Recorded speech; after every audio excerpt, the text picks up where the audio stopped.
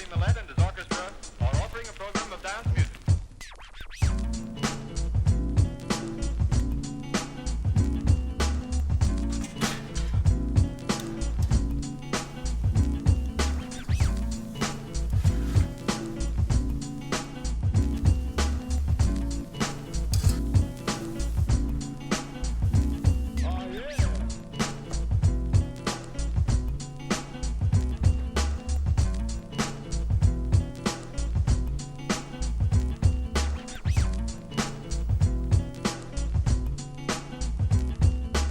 This sucker is a problem for a lot of people. I'm gonna bet I'll get a lot of comments down below saying, I hate broccoli, it's disgusting. I get it. People cook vegetables wrong for you your whole life, so now you hate them. It's a common problem I see in the world, and it's a shame because I actually think vegetables are more interesting than meat.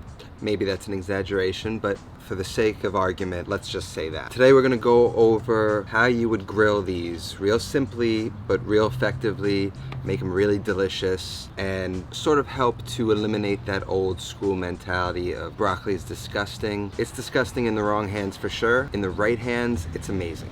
So let's just get right into it. Hold on. It's a little bit better. I grill broccoli a lot. It's one of my favorite vegetables. It's easy to roast, it's easy to grill. It's got lots of texture. It's got basically two components to it. It can take on flavor really well. And over the weekend, I watched Aaron Franklin's barbecue masterclass.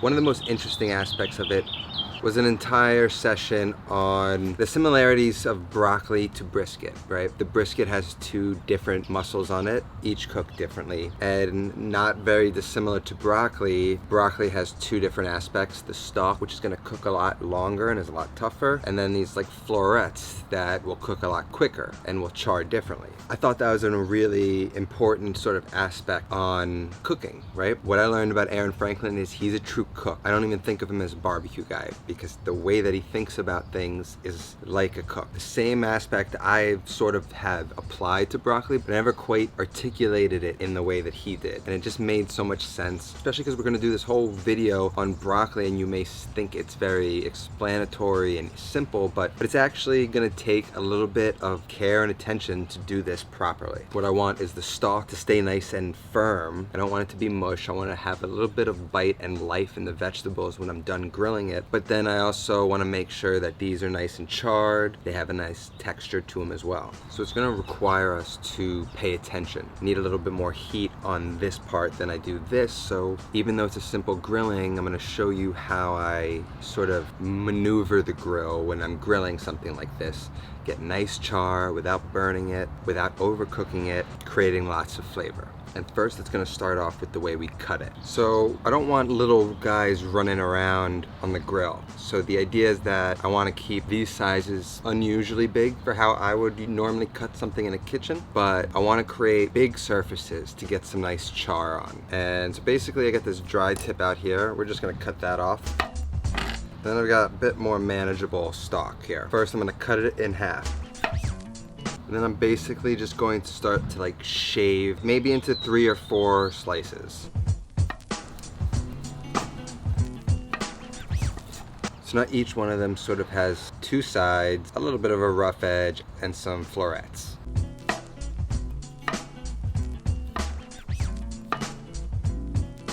Now I've got my broccoli cut up. You could simply just lightly oil this up, season it with salt, and throw it right on the grill. And so that's a basic version for you right there. I'm gonna marinate them. This is the way that I love to make this grilled broccoli. I throw a little bit of my favorite teriyaki sauce. I'm sure you've seen it. Basically, the way we do that is we take a Ziploc bag, because when you're grilling, I like to put things in these Ziploc bags, transport them out. Usually you got a marinade or something going on, so these are really good, these big gallon Ziploc bags. Just gonna toss them in. Then I'm just gonna add a little bit of salt just to help season them. A little bit of regular salt always helps, even though there is some salt in here. Then I'm just gonna go with a little bit of oil, and then, you know, maybe a quarter bottle of this guy, depending on how much broccoli you're using. Now you can zip this up like that, toss it around, and you're good to go. You could take some jalapenos, some Fresno chilies, whatever you have, throw them in there as well, grill those up too, and use that, whatever you want. I'm just gonna throw them in, see what happens. Now we just gotta set up our grill and then we're ready to go. Ideally you have like meats marinating at this time, you've got your veg in the bag, and things are ready to go. You can just take everything out to the grill, plop them out, toss them on the grill, fire them up. We're gonna get a nice char on these, and if they're not fully cooked, then we can always throw them right back in this bag and let that steam a little bit, finish cooking them through. We don't really want to cook them to hell on the grill. It's gonna look like we cook them crazy because we're gonna get char on them because we're using a high heat. There's sugar in the marinade, all that kind of stuff we have to pay attention to. But I do want really dark, intense color on these without taking it overboard so that they just become bitter. So it's very tricky. Cooking over live fire, especially with marinades and stuff like that, you really have to just be there. You gotta be thinking about things all the time. Is this getting enough color? Is this getting too much color? What can I do creatively on the grill to sort of prevent any issues, make sure things are going well? All those things are what sort of make grilling fun and also challenging at the same time. And even though we're just cooking a vegetable, there is an aspect of difficulty to this that you may overlook. So let's get the grill fired up. So I got my slow and sear Kamado set up. Right? Don't need a long cook. We're just gonna basically take advantage of the slow and sear as a searing station, essentially. I've got some indirect side here, so if it gets too hot, I can pull them over, but I'm gonna use this direct heat. I'm gonna fill this chimney up about 3/4 of the way with some really hot burning Fogo lump charcoal. This is my favorite brand to use. So yeah, I'm just gonna put some of these in here, get those white hot, throw them into the sear box, and get cooking.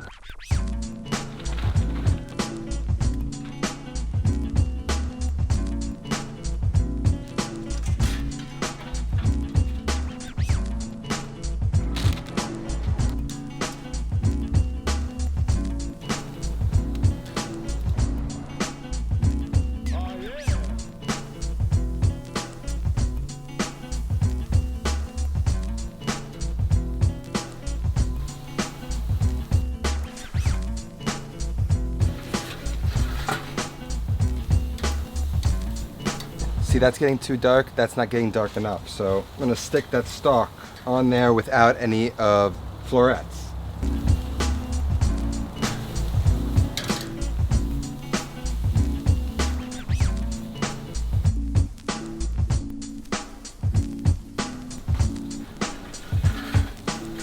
I'm gonna start to take the ones that I think need more color and then just do it by hand. I want these florets to get nice and crisp.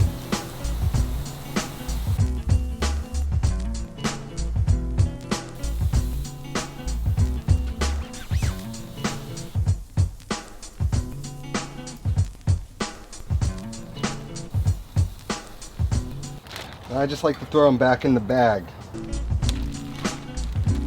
A little post-cook marinade.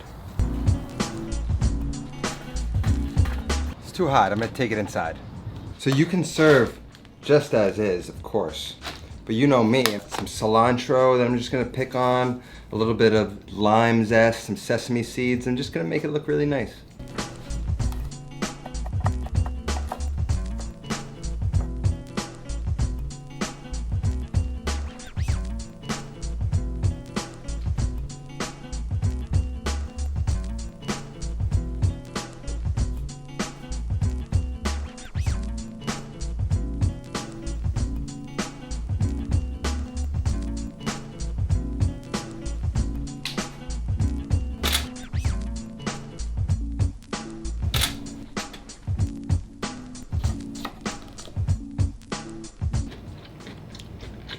Hear that crunch?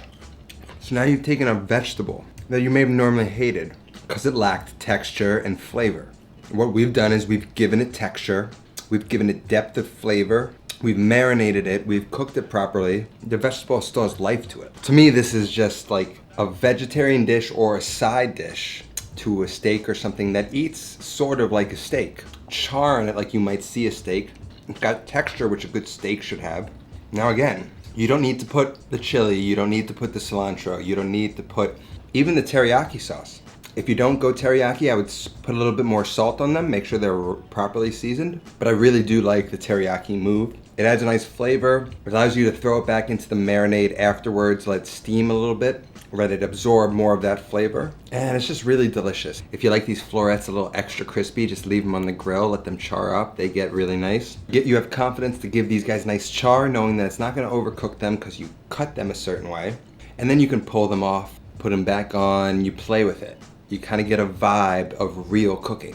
And that's what I like about grilling vegetables. Anybody can cut a piece of meat, stick a thermometer in it, cook it to the right temperature. It takes a real cook to cook a vegetable well. And since I know a lot of you don't like vegetables, it's something I'm really interested in helping you figure out.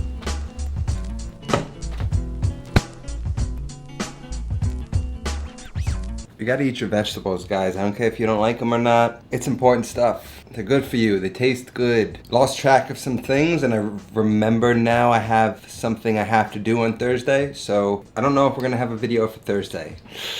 I was planning on doing one, but I sort of have to give some attention somewhere else. That's all that I have today. I'll see you next time. Until then, take care of yourself and go feed yourself.